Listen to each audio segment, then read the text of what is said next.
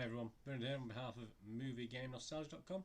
Hope you're okay. We're going to have a look at a little mini-series, 8 episodes. It's been on Amazon Prime this, so I thought I'd have a look. I'm a little bit behind on watching this. I think it came out in early April on Amazon Prime, and it's the science fiction one, Tales from the Loop, which is a 15 rating. I like my science fiction. The 50-minute episodes, there's 8 episodes. It was sanctioned back in July 2018, and it's based on the art book by the Swedish artist Simon Stallenhag. I think that's pronounced it, Stallenhag. I've not seen his work, but obviously based on what I've seen on the series, I might be interested in going back and watching that. And obviously it's written by Nathaniel Halpern. So we're going to have a quick talk about that today. So please, if you're new to the channel, please push your subscribe button, that'd be great. Push the bell notification so you know when these little reviews and specials are coming out, etc. Very much appreciated. And thumbs ups are always nice as well. It gives a thumbs up, that's fantastic. Yeah, I mean, it stars Abby Ryder Fortson, Rebecca Hall, Tyler Bernhardt, and Jonathan Pryce is in it as well. Obviously, nice to see Jonathan Pryce in something else. Quite an array of talent. Not familiar, not too many familiar faces. I mean, there's 2 or 3 guys that I've seen in a few things, but sort of a lot of newer stars, and some of the younger actors are quite good in this as well. I was quite impressed, you know, when I compared it to other sci-fi dramas with young actors in. They look really good in this, and it's about the townspeople who live above an object called the Loop, which is built to explore the mysteries of the universe. And as you'd expect, there's a little bit of fallout from this the mysteries of the universe, and obviously weird things happen to the townspeople who live near or above the loop itself. And it's sort of set in a time, I mean, it's a funny time. It's sort of set 80s, 90s or something like that, but obviously very futuristic what's going on. But obviously it's quite cleverly done, and quite obviously, I believe it's obviously it'll be linked to this Simon Stallenhag stuff. It's you know, the actual sets, etc., and the scenery and the various layouts are all based on things that he's done himself. Is it any good? Well, Rotten Tomatoes, I mean, it's got a positive approval rating of 81%, which is based on 51 reviews, which is pretty good. I mean, that's a high score, and it averages 7.27 out of 10, which is pretty good as well.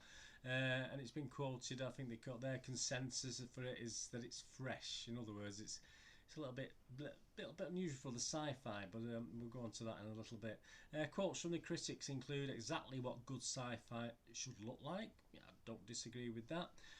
Does justice to Stallenhag's retro futuristic vision, which is good. So if you like your Stallenhag, perhaps you like the artwork, perhaps you might not like the stories and the production, but you certainly like the way they presented it.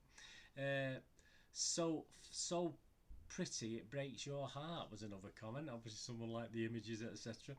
And another one said a little bit kind, a little bit nasty, often between beguiling and boring. So that was interesting, yeah, because I've been looking through a lot of reviews, and a lot of people do get, but I've got bored with it. It's not all fast action sci-fi stuff. It is one to sort of think about. Yeah, and there are long pauses and, you know, a lot of scenery shown and various things like that. So it isn't for someone who likes a fast-paced sci-fi thriller, put it that way. It's not for that.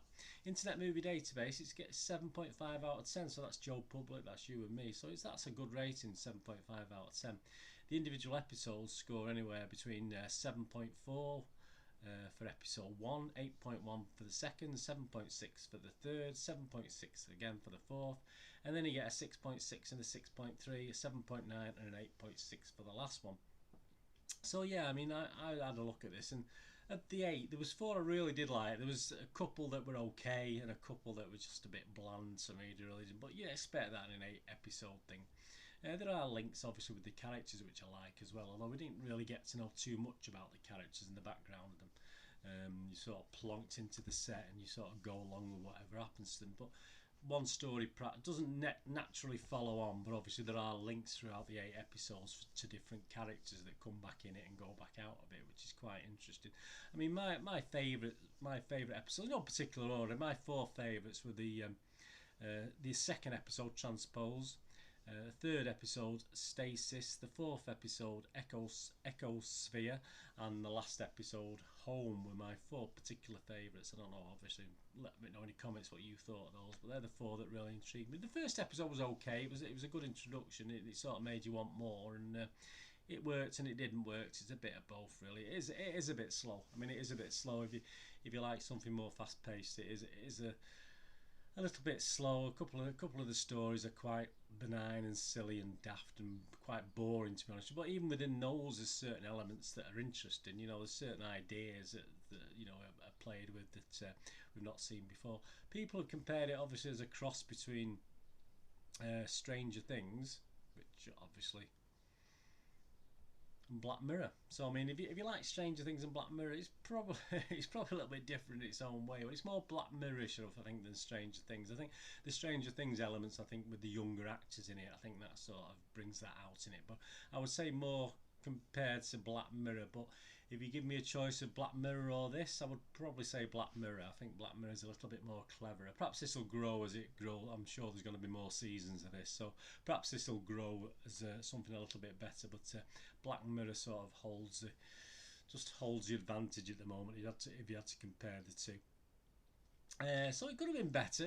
But it's a good and it's nice. It's good standard old-fashioned sci-fi. You know, it's not set in space and silly things. It's quite believable. So I always think it's believable sci-fi. It's silly but a little bit believable for me. And I did like the way the characters did go from one episode to another and did appear at times in the episode, and you get to know them. Although, as I said, we didn't really know much about the background of the characters, so we didn't really invest in it. But if you're going to have a season 2, I'm sure they can use the same sort of ideas and progressing them from there. So I quite liked it. I liked Tales from the Loop. I'm not going to go as high as Internet Movie Database. I'm not going to go as high as Rotten Tomatoes. I think I'm just going to give it a basic watchable rating. I thought it was a 6 out of 10 with potential to get a little bit better in the future. So keep your eye out for season 2 and Amazon Prime. Not a bad attempt. Not bad. Lovely to watch. Some great stuff. Some great sets. Obviously spent some money on it, which is nice. You know, it's not done on the cheap. I don't think it's some great CGI as well with the robots, etc. that are in it.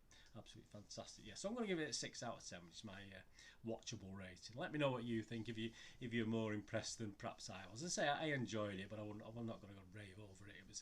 It was a good 8 episodes, and I'm hoping for better from season 2 if and when it appears. Anyway, that's Tales from the Loop, which is currently showing on Amazon Prime.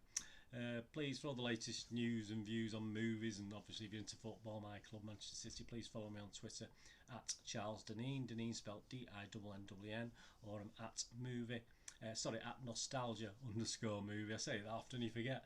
At nostalgia_movie. So you can follow me on both or either, it doesn't matter. I sort of tend to link the stuff from one to the other anyway. Please follow me on Facebook at Bernard Deneen with links to moviegamenostalgia.com, my little website for old and rare DVDs, movie posters from the 90s and 2000s, and older, rarer board games from Waddington, Zemby games, Parky games, etc. But if you can find time to have a quick look on moviegamenostalgia.com, it'll be very much appreciated. Anyway, thanks for watching this. Hopefully you'll join me again for something similar very, very soon. Whatever you're doing the rest of the day, have a great one. Look after yourselves, look after your friends, look after your family. Let's all look after each other. This is Bernard saying goodbye for now. Hopefully I'll see you all again very soon.